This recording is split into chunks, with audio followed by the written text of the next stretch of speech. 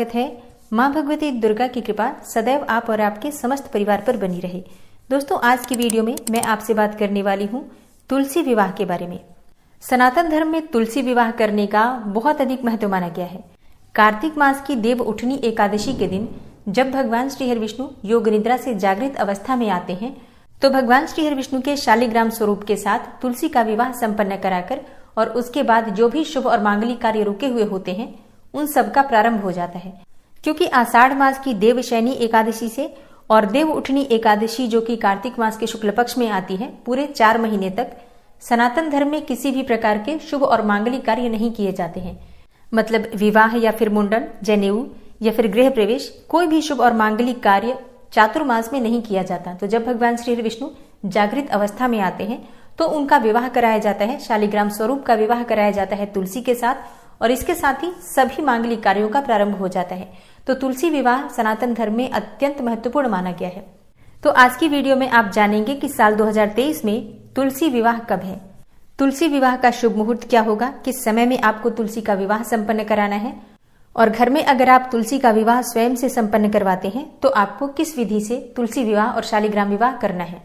तुलसी विवाह के लिए तुलसी कैसी होनी चाहिए, रामा तुलसी या फिर श्यामा तुलसी। एक प्रश्न आता है कि क्या हर बार हम तुलसी नई लेकर आएं फिर उन्हीं का विवाह संपन्न कराएं, या फिर जो घर में हमारे तुलसी पहले से लगी हुई हैं क्या हम उनका विवाह करवा सकते हैं। अगला जो आपका प्रश्न आता है कि क्या तुलसी का विवाह के बाद हमें दान कर देना चाहिए, मतलब जरूरी होता है तुलसी का दान करना, और घर में शालिग्राम ना हो तो तुलसी का विवाह किस प्रकार से संपन्न करें।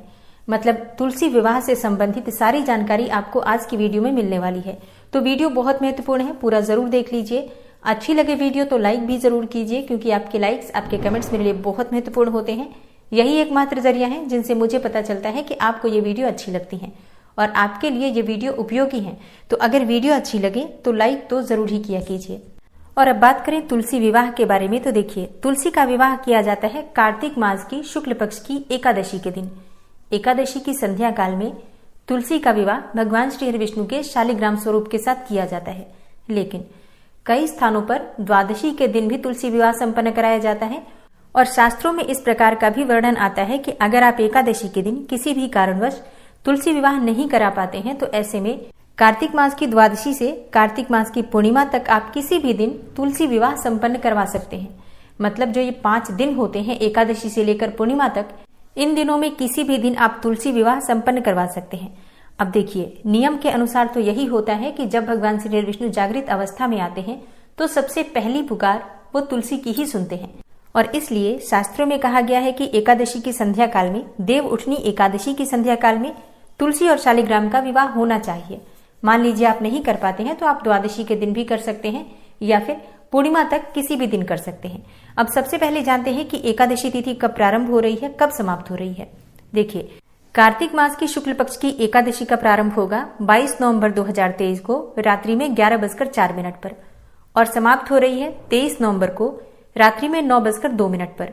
तो सूर्योदय कालीन तिथि में ही एकादशी मनाई जाती है। तो एकादशी का व्रत अगर आप करते हैं तो आप व्रत धारण करेंगे 23 नवंबर 2023 को, और 23 नवंबर 2023 की संध्या काल में एकादशी के दिन यानी कि देव उठनी एकादशी के दिन तुलसी और शालिग्राम का विवाह करना चाहिए।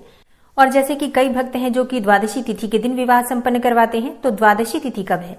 देखिए, कार्तिक मास की शुक्ल पक्ष की द्वादशी तिथि प्रारंभ हो जाएगी 23 नवंबर को रात्रि में 9:02 पर और समाप्त हो रही है 24 नवंबर को शाम को 7:07 पर। तो सूर्योदय कालीन तिथि में द्वादशी होगी 24 नवंबर को, और देव उठनी एकादशी मनाई जाएगी 23 नवंबर 2023 को, यानी कि गुरुवार के दिन। तो अगर आप एकादशी के दिन तुलसी विवाह करते हैं तो गुरुवार के दिन 23 नवंबर की संध्या काल में तुलसी का विवाह संपन्न करवाएंगे। और अगर आपके यहाँ द्वादशी तिथि के दिन विवाह संपन्न करवाया जाता है तुलसी का, तो ऐसे में 24 नवंबर 2023 शुक्रवार को तुलसी का विवाह संध्या काल में आप कर सकते हैं। अब बात करें तुलसी विवाह के शुभ मुहूर्त के बारे में, तो देखिए, संध्या काल में यानी कि शाम के समय, प्रदोष काल के समय में तुलसी का विवाह एकादशी के दिन या फिर द्वादशी के दिन संपन्न करना चाहिए। तो प्रदोष काल का समय क्या होता है? सूर्यास्त होने से 1 घंटे पहले और 1.5 घंटे बाद का जो समय होता है, कुल 2.5 घंटे का समय प्रदोष काल कहलाता है। ऐसे में सूर्यास्त का समय रहेगा 23 नवंबर को शाम को 5:36 पर। तो विवाह का शुभ मुहूर्त रहेगा प्रदोष काल यानी कि 4:36 से शाम को 7 बजे तक। इस बीच में आप तुलसी का विवाह संपन्न करवा सकते हैं। मतलब देखिए, विवाह का जो कार्यक्रम होता है, जो तैयारियां होती हैं, इस समय में आप प्रारंभ कर दीजिए। विवाह आप करवाना शुरू कर सकते हैं। रात्रि में फिर कितना भी समय लग जाए उससे कोई फर्क नहीं पड़ता। शुभ मुहूर्त में विवाह की सारी तैयारियां प्रारंभ हो जानी चाहिए।